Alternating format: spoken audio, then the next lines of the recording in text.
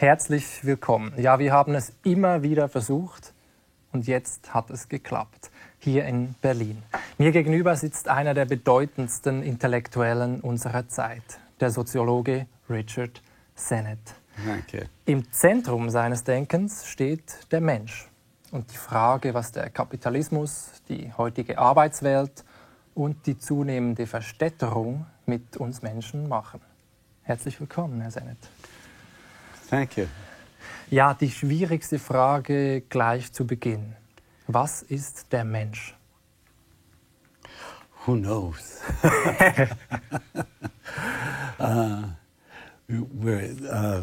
This is not a question that I have an easy answer for.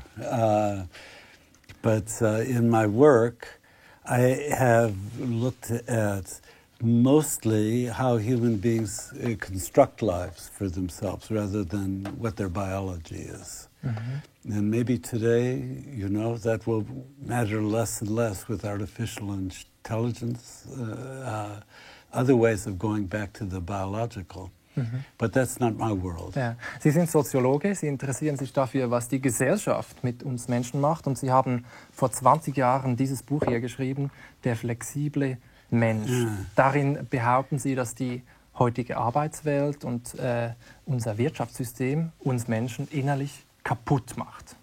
Glauben Sie das heute noch? I think it's even worse than the situation that I described. A lot of what was happening 20 years ago was man oppressing man or woman oppressing man or man oppressing woman, however you want to say that. Now we are on the dawn of something where machines really can rule human beings. Mm-hmm. And I don't think in our political discourse at all the notion of what automation is going to do to our working lives is really discussed. And I reread this book recently and I thought, how clever of me.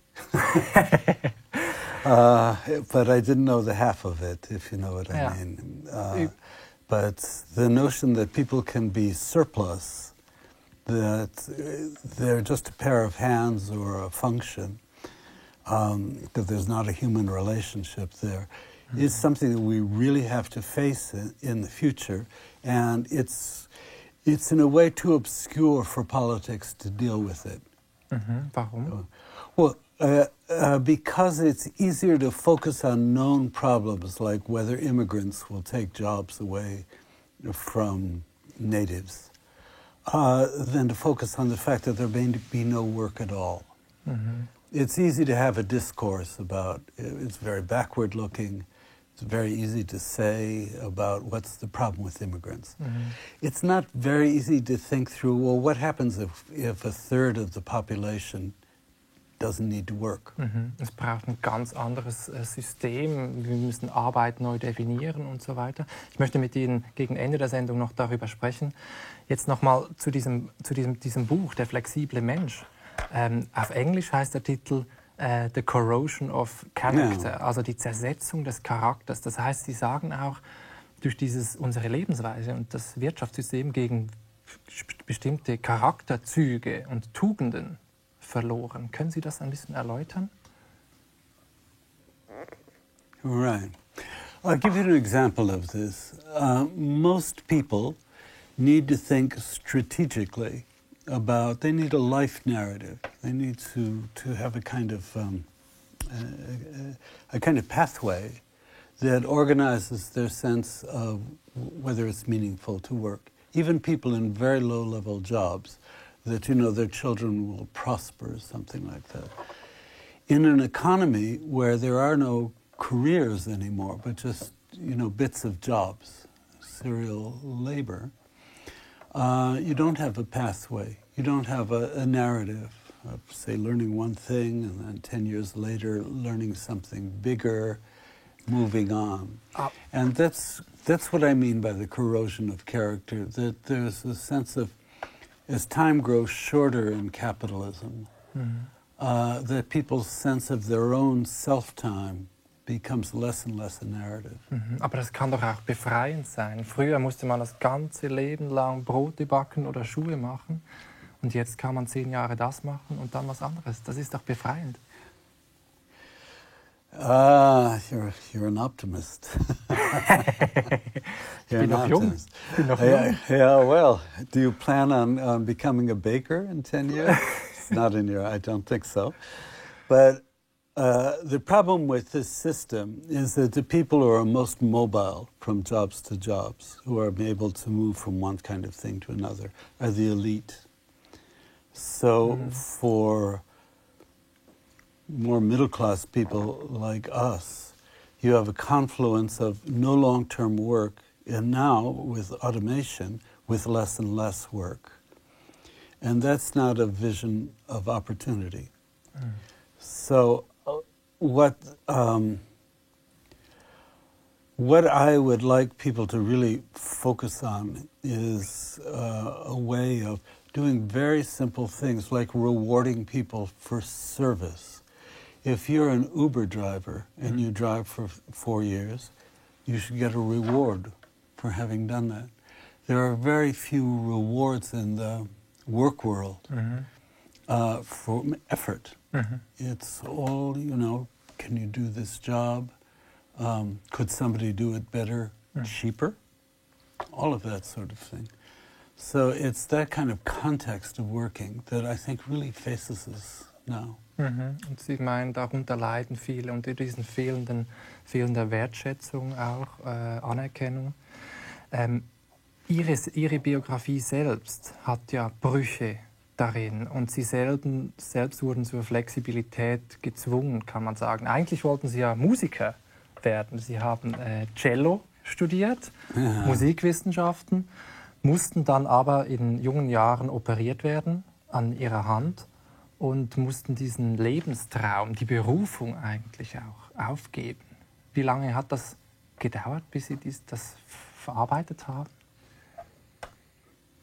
Never. Heute noch I've nicht. never come to terms with it. If I had to live my life over, if this injury hadn't happened to me, I would be a musician. And I've thought about that. I'm glad I've written my books. But since you asked me this personal question, it's not something that I've ever left behind. So, but that was something that was an accident, a physical, it was a physical drama. What I'm talking about in the labor world is something that's designed. That is a design for shorter and shorter work, for a design for more and more insecurity. That is something that is a product of doing work and financing it in a certain way. So that's I think some aspects of it are more soluble. It's a different.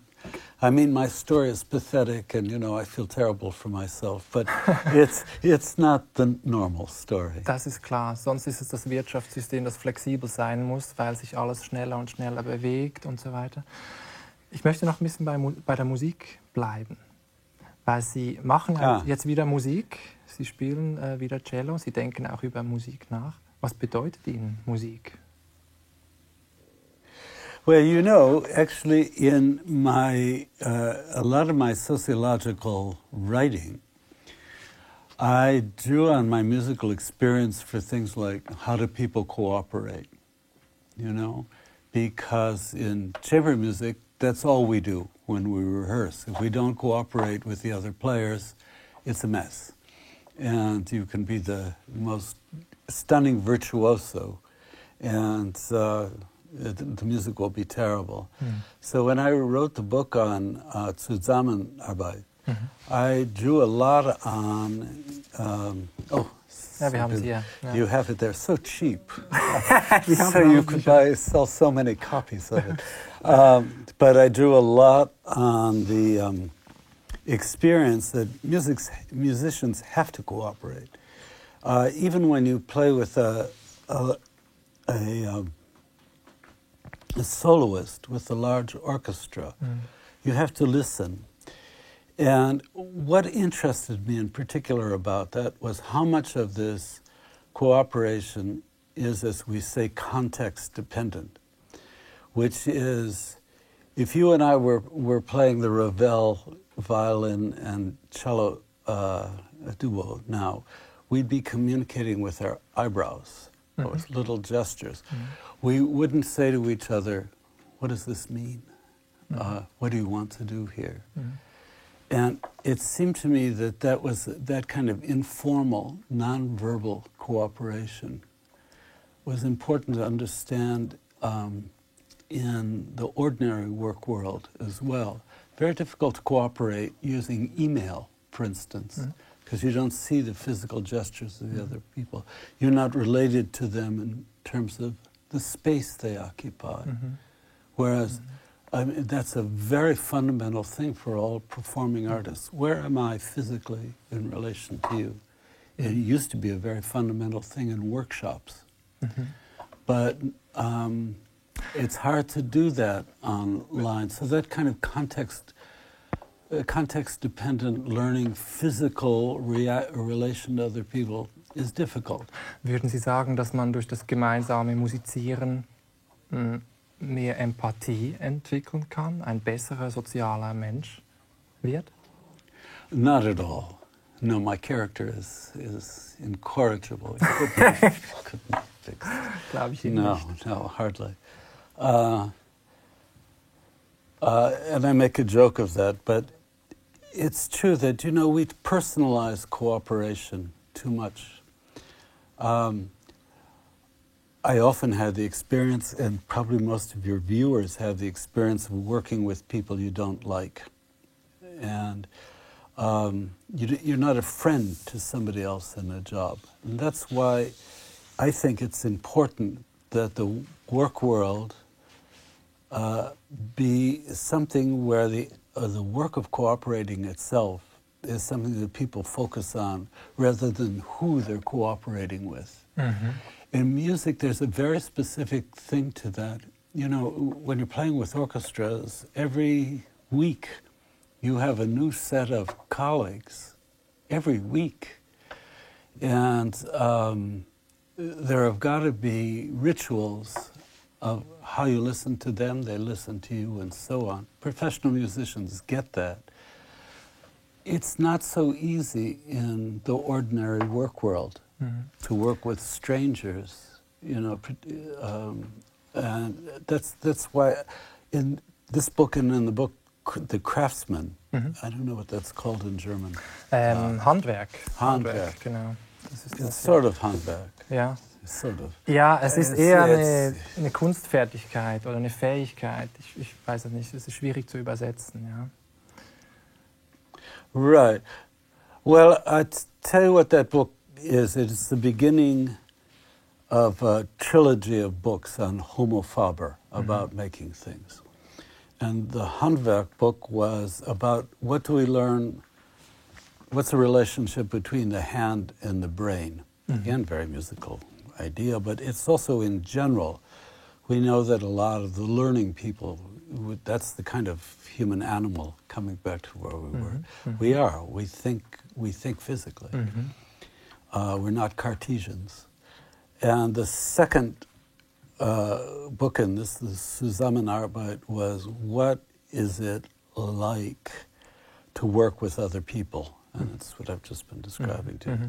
And the third is how do you make the environments in which you're together with other people. Da geht es dann die Stadt, genau, darüber werden wir noch sprechen. Exactly. Mich interessiert jetzt an dieser Stelle, wo Sie dieses Handwerk erwähnt haben, es kann man auch als Kunstfertigkeit übersetzen und Sie sagen, damit meinen Sie eigentlich, dass man etwas um seiner selbst willen möglichst gut machen möchte. Und Absolutely. Genau diese Haltung zur eigenen Arbeit, dass es eher um den Prozess geht, als um den Profit, den man damit macht, das geht verloren, sagen Sie. It's being lost in certain kinds of labor, and it's being lost to machines as well as to what's called the rush to the bottom, which is to find people to do a task at the cheapest price. But I wouldn't say, in general, that the idea of doing a good job for its own sake, being, as we say in English, a good craftsman, is something that people no longer care about. It's even in, I did a study, speaking of bakers, of people who work in an industrial bakery. And although it's mechanical work, there are ways that they think about getting satisfaction out of that work, not fucking up too much in what they do, relating well to other people, certain kinds of, it's very bonding for people to it makes them feel that they're better if they think that their boss is incompetent. They're all set of attitudes, you know, challenging authority and so on, that bond people to thinking, I can do this well. And I think that's a basic need human beings have. Und in welchen Jobs geht das heute verloren oder ist das nicht mehr da, diese Grundhaltung? Well, that kind of the notion that it doesn't matter how well I do this job is something that's moving into the realms of lower service work. For instance, when you have voice recognition software that orientates whether an operator comes onto a job, people who work with voice recognition software, who are its, as it were, its servants. When my research team studied them, they were very, very alienated for their work. A lot of people who do manual service work, on the contrary, still value doing work for its own sake. And in certain professions, you know, medicine, even teaching, that work ethic is still there. What I don't believe about this is that it's possible for people to have much self-respect if they're not at work. I'm very Protestant about that. And that's why I think that, you know, welfare systems, the most important thing they can do is put people in labor. I'm going to give you an example of when that doesn't happen. If you're a migrant in most European countries, until you have your papers, you're not allowed to work. And that's an incredible blow for most migrants. They're worth nothing. They can't prove themselves to themselves or to others because they're in this bureaucratic limbo. So there are very practical things that follow from this. You know? Genau, also Sie sagen, die Arbeit ist ganz zentral für das eigene Selbstwertgefühl, wenn ich Sie richtig verstehe. Und spannend finde ich, dass Sie eben dieses Hirn mit der Hand wieder zusammenbringen und sagen irgendwie, wie Sie das gesagt haben, also wir denken halt auch mit den Händen. Und Sie machen das persönlich, als Sie schreiben, habe ich gelesen, immer noch von Hand mit Stift und nicht am Computer. Und Sie in Ihrer Freizeit sind Sie im Garten oder in der Küche, machen Musik, sehr sinnliche, körperliche Tätigkeiten. Kommen Sie da auf die guten Gedanken oder ist das eher eine Kompensation Ihrer intellektuellen Tätigkeit? No, it's if I had to sit all day at a computer writing, I wouldn't write well. I don't know how well I write, but this is a whole rhythm in my life of doing physical things and then writing. And writing with a pencil is something just as drawing is for an architect. You know, you think an architect thinks when they draw in a different way than they think when they use a CAD program online, just putting points together. And the hand, even the resistances in the hand, are that's a kind of mental processing going about, where am I here? You know, do I really want to go there, or would I like to go there? It's a much more experimental sing. And I find the same in writing. Aber Sie haben vor einigen Jahren einen Schicksalsschlag erlitten, wo Sie alle diese Fähigkeiten verloren haben, einen Schlaganfall. Was hat das mit Ihrem Leben gemacht? Sehen Sie das Leben heute anders? Wie verarbeitet man so etwas? Yeah, it's different. In a way, I was lucky because the stroke I had was something that it kept my cognitive capacities. I could still think. Since you asked me, I'll tell you what. I had to learn how to walk again. I had to learn how to write with a pen, which is very, very difficult. And I had to learn to talk. I could sort of talk, but not really. You can do it. I mean, if a stroke is really it's an act of chance. What happens to the brain? So I was lucky, and because I was sort of so physically orientated, I knew what to do. For instance, from music, I knew what to do about the hand, because this is how musicians hold the bow, like this. And I remembered that. I mean, this is what I did when I was 4 years old. And it helped me to begin to think about going from this to this. Very difficult, because it's not that you don't know what to do in a stroke, it's you can't do it. I have to say that in relearning how to walk, I relearned, I read a lot about cities, and I sort of relearned the whole domain of pedestrian, of near and far, of press of people on you, crowds. It's as though you're a kind of adult child, and you're learning how to navigate the environment again. Interessant. Die ganze Raumwahrnehmung hat sich verändert, und Sie sprechen die Städte an, ein großes Thema, wo auch Ihr neues Buch gerade jetzt dazu erschienen ist, Die offene Stadt. Sie leben selbst in 2 Großstädten, in London und in New York, wo Sie auch lange unterrichtet haben, wo Sie arbeiten. Ich stelle mir das Leben da ziemlich hektisch vor, so wie in Tokio und anderen Großstädten. Wir sehen hier Bilder, Menschenmassen, wo sich doch jeder alleine fühlt, orientierungslos vielleicht auch. Haben Sie das Gefühl, die Menschen leiden an Orientierungslosigkeit? You're a real romantic. I've never had an interviewer who's been so romantic. People don't suffer from being in crowds. Wirklich? Not at all. Not at all.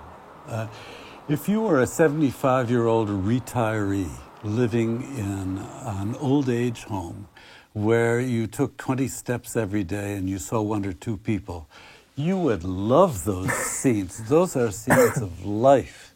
You want streets. You don't want to sit in a chair and vegetate. Aber man braucht doch einen Rückzugsraum. Sie selbst leben, glaube ich, jetzt auch außerhalb von London. Man braucht doch irgendwie diese Ruhe. Da kann man einsteigen, aber man muss doch wieder raus. I do. My children and grandchildren like being out of the city, and this probably got some psychological thing there. But I can stand it for a day or two. But I wanted to say something more serious about crowding. And you asked me about a stroke. One of the interesting things about a stroke is that one of the first experiences you have is not how to relate to people, masses of people around you. Because there's too much information coming in, from peripheral vision. You're walking, oftentimes you have vertigo, so you're afraid you'll fall into somebody. And one of the things in this book that I described is I used Kantstrasse in Berlin whenever I was in London in Berlin as a gymnasium. practicing walking up and down this street. It's a nice long street. It has many cafes. It has Asian food, which I adore, and so on. One of the interesting things, the only reason I mention this is that one of the interesting things about recovering from a stroke, when you're recovering when you can be around masses of other people, because you know that your body is confident in being one in a crowd. So that's where that goes. But as I said, you're a terrible romantic about this. Yeah. People need crowds. They need the stimulation of people unlike themselves. They don't need emptiness. Ja. And solitude, as we know from Lucretius, solitude is something that you can feel in a crowd. Aber es ist die Frage, ob diese Einsamkeit oder diese innere Leere auch in einer Großstadt erlebbar sein kann. Und wo Sie das angesprochen haben, die Begegnung zwischen andersartigen Menschen in einer Stadt, in öffentlichen Räumen, mit Andersdenkenden, aus anderen Kulturen, anderen Altersklassen und so. Das findet ja gar nicht so statt, habe ich den Eindruck. Sie selbst sagen, die Gesellschaft ist irgendwie so ein bisschen tribalistisch geworden, so wie eine Stammesgesellschaft mit verschiedenen Stämmen. Die Armen haben nichts mehr zu tun mit den Reichen, die Reichen leben im Zentrum, die Armen werden an die Ränder gedrängt. Ja. Ist nicht die Gefahr von Segregation, von Aufsplittung unserer Gesellschaft, auch mit der ganzen Ungleichheit der Sozialen, die zunimmt? Gibt's welche? Yeah, there is that risk. And that's what's happening in a lot of cities, that we're destroying the spaces in which people who are different can interact. I don't know how it is in Germany, but in the United States, we know that the one correlation about becoming racist is that you don't spend much time with people of another race. You are far away from them. And in my practical work as a city planner, that's why I've been interested in the kinds of spaces that mix people in a non-threatening way, where they don't have to talk to each other, but they're in the same space. Again, this may seem trivial in Germany, but it's in highly segregated countries like the US or the UK, particularly the United States. It's very rare for people who are racist to spend much time with other races. So I try to describe that in this book, some kind of strategies for doing that very casually and informally. Like one technique in the book that I describe is how to plan schools and health clinics so that they're at the edges between two communities rather than in the center. And for refugees, this was, as I said before, that's the whole idea is that they should mix by working with people who are not refugees. So you're absolutely right. I mean, what we're seeing is cities which are becoming, in my terms, more closed, segregated. They're not really cities. And the economic if I could just say one more thing, but I'm giving you very long answers. Nein, es ist wundervoll, es ist wundervoll. Ich hänge an Ihren Lippen. The economic consequence of that is something we've known since the time of Aristotle, which is that when you bring different kinds of people together, you create a kind of synergies and conflicts and cohesions which expand the economy of a place. And in London, for instance, the most robust part of the local economies in London are the ones which are just on the edges between different communities. If you go into the middle of a Muslim community, or Islamic community in East London, those are places where not much is happening. But if you, the activities where people are making money, where they're trading, where they're getting customers from the outside, it's all on the edge.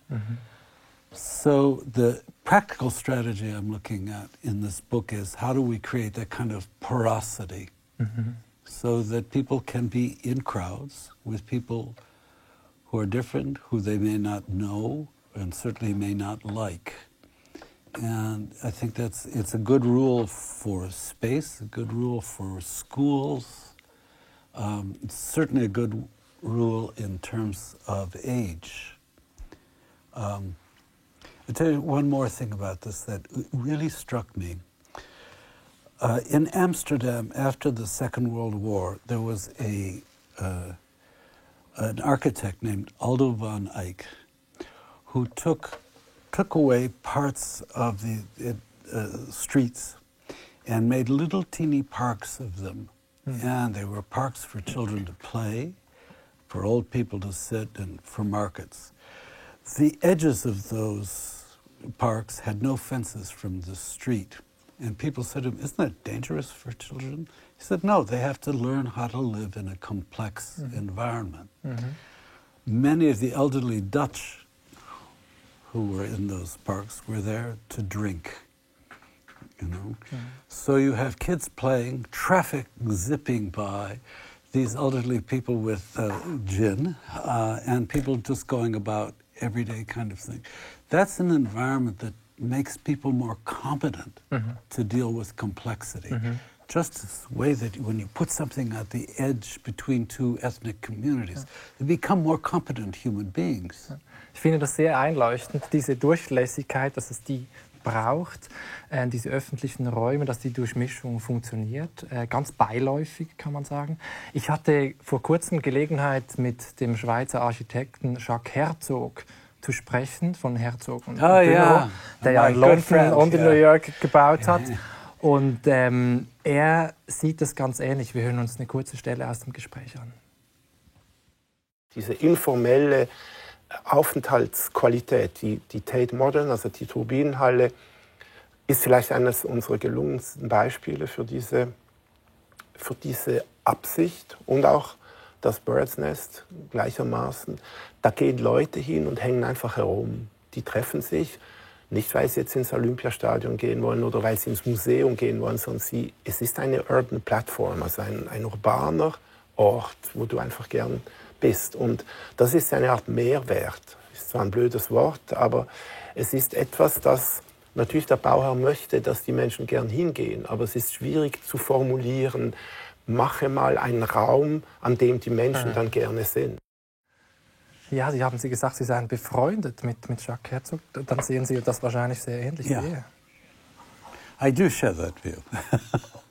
And what the idea behind it is that there isn't a one-to-one relationship between form and function. If you go to an opera house and there's a doctor near it, there's a cafe open, maybe you can get your nails done, all in the same space. If you're a teenager, just hang out without having to do anything. You create a living space. If an opera house is only for opera, then you create a kind of dead space. And the genius of this Tate Modern, particularly the extension, was that there are lots of things happening at once. It's in the jargon of city planning, it's a synchronous space. And we don't make those very much. You see it in the center of cities where during the day they're full of people and it comes 6 o'clock and they're wastelands because we don't create synchronicity in time. Also dass gleichzeitig verschiedene Dinge passieren auf diesen Plätzen und die unterschiedlich bespielt werden. Yeah, at the same time. They're not sequential, they're synchronous. And here's where capitalism enters in the picture again. Because a lot of the internationally financed projects in cities are very tightly correlated form and function projects in terms of business. I once had I won't name her, but I had a long discussion with somebody who was investing in an office building. in Hong Kong. And they said, why don't you put a school in there? And she said, oh, no, this is a high-class building. I don't want little children running around it. And I asked her, well, what's wrong with that? And she said, nobody would pay for something which is mixed use like that. And that's in the developing world, in Chinese cities, in cities in Latin America. That's when things get funded by international capital. That's what they want. They want to know exactly what they're buying. And that's death to a city. Ich fand es ganz interessant, als ich Ihre Biografie gelesen habe. Sie sind 1943 geboren in einem Armenviertel in Chicago, in einer sozialen Wohnsiedlung. Ihre Eltern waren russische Einwanderer. Ihre Mutter, also beides Kommunisten. Ihre Mutter, ihre Mutter war Sozialarbeiterin und alleinerziehend, weil der Vater ging dann zurück nach Spanien, nach Europa. Und ich habe gefunden, ihr ganzes Werk, die Leitmotive, da spiegelt sich Ihre Kindheit, Ihre Biografie. Have to be avoided at all costs. That's another part of the rhetoric of anti-immigrant sentiment. That it would be difficult to deal with these people because you don't know who they are. They don't speak your language. They've had a different set of experiences. How terrible. They're not carbon copies of you. That's stupid. And, it's a sign of a kind of simplification and making life easy, which ultimately does people damage. Finde ich interessant, dass genau diese Widerstände fehlen und auch die Bereitschaft, Widerstände zu überwinden. Für Sie spielt das Üben auch eine wichtige Rolle. Und beim Üben macht man das ja eigentlich. Man versucht, das, was man nicht kann, über längere Zeitdauern zu verbessern. Geht uns das Üben verloren in unserer Gesellschaft?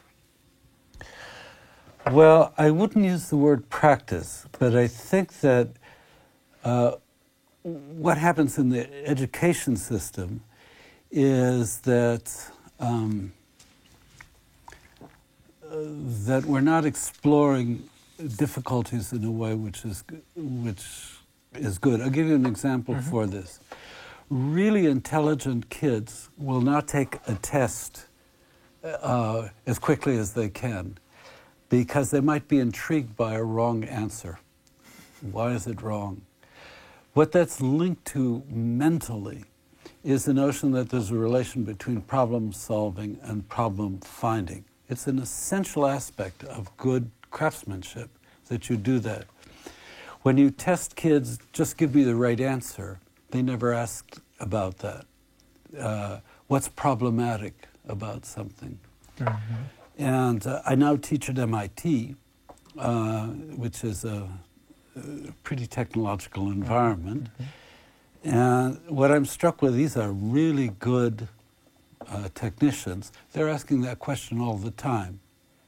All the time. What's wrong with this? Or how can we make it wrong? What's difficult? How can we make this difficult? It's a way of thinking about it. And it's something I recognize if I go all the way back to my own childhood, that dealing with difficulty was a way of learning to survive. Und auch die Begegnung mit fremden Personen, mit Andersdenkenden, ist auch so ein Widerstand erstmal. Und so horrifying. Ich fand so horrifying. They actually aren't like me. Genau. Isn't that terrible? Ich fand es interessant, dass Sie aber in diesem Zusammenhang zwei jüdische Philosophen des 20. Jahrhunderts ins Spiel bringen, wenn es um diese Beziehung geht, die wir zu unseren Nachbarn haben, zu Menschen, denen wir begegnen, aber die wir nicht so gut kennen. Emmanuel Levinas und Martin Buber. Und können Sie ganz kurz erläutern, inwiefern diese beiden Personen, was wir von denen lernen können, in unserem Umgang mit Nachbarn? Yes. I tell you particularly about Levinas, who is somebody I had the privilege of knowing at the end of his life. Levinas had a very long reflection had a very difficult war, Second World War. He had a long reflection. Oh, there he is. Wir haben das Bild. Yeah, yeah. He wore that same tie all the time. This is amazing to me. Links Martin Buber, rechts yeah. The dialogue between them was this, that Levinas, who had this terrible, terrible time, reflected on how people can coexist without having to identify with each other. How can you respect somebody you don't understand? And his notion of a neighbor is of somebody that you can live side by side with without trying to erase the differences between you. And he had with Buber a very long quarrel because, Buber went to Israel. He lived among our own kind. And he tried a book called I and Thou. Ich und du, ja. Yeah, Ich und Du is an attempt to look at what intimacy is about. And for Levinas, the question was different, that a neighbor is going beyond, in his terms, he doesn't totalize the world he's in, that's his word for it. He looks at something which is beyond the total of what he can see, that he can hold in his hands, like a globe, and something that's more infinite in the sense that it's unbounded. And that is very. I think it's good Jewish wisdom, but it's also wisdom.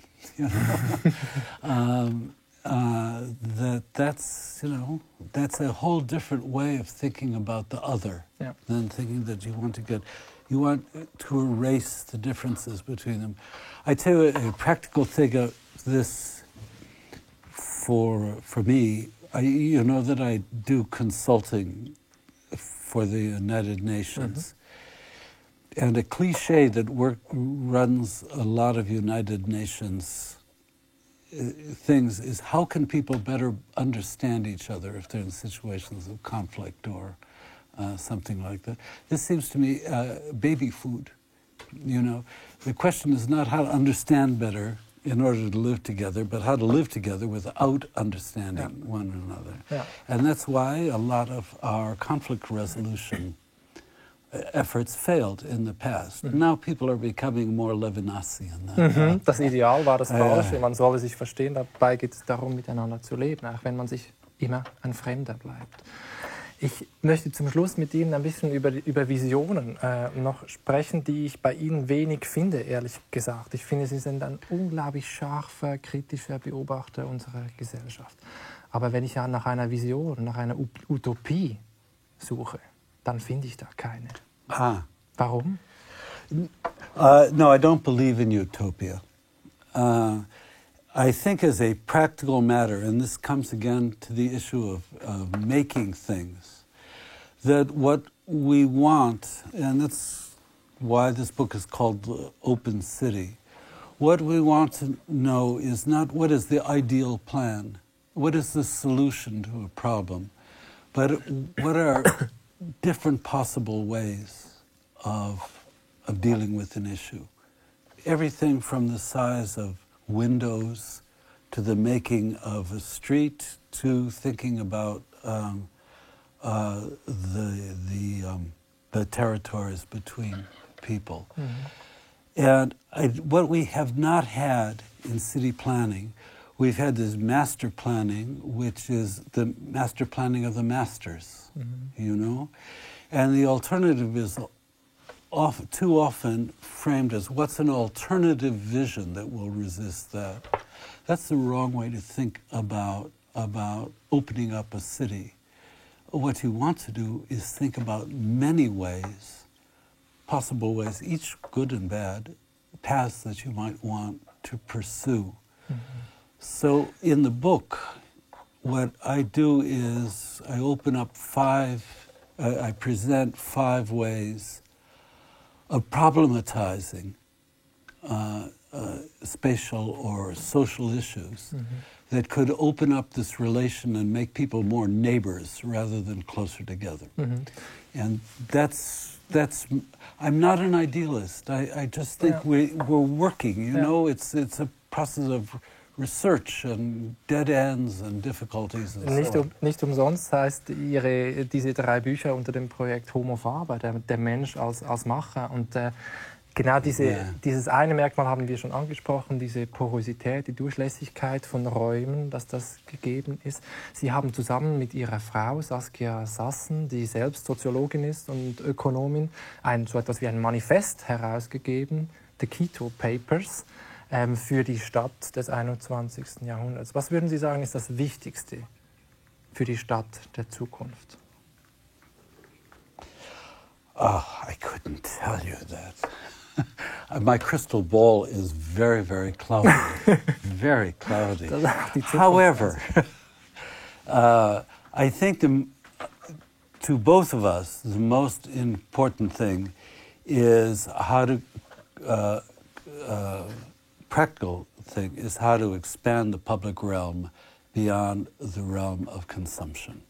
That is, how to fill public realm with activities that everybody needs to share. And the Quito Papers, which are the plan that Saskia and I and Richard Burdett made for a United Nations meeting, are ways they're really focused not on the evils of capitalism as such, those are all clear, but what an alternative in which public spaces become more and more complex. And it's got a theoretical background, which is open systems theory, is about making things more complex rather than clear. And that's why my crystal ball is cloudy, because we shouldn't be looking for one answer. Yeah. You know, we should be looking for practices that may lead us in ways we never thought about. Now, that's why I'm also in the realm of labor. I'm so interested in starting a discussion about, well, what does it mean to be without work?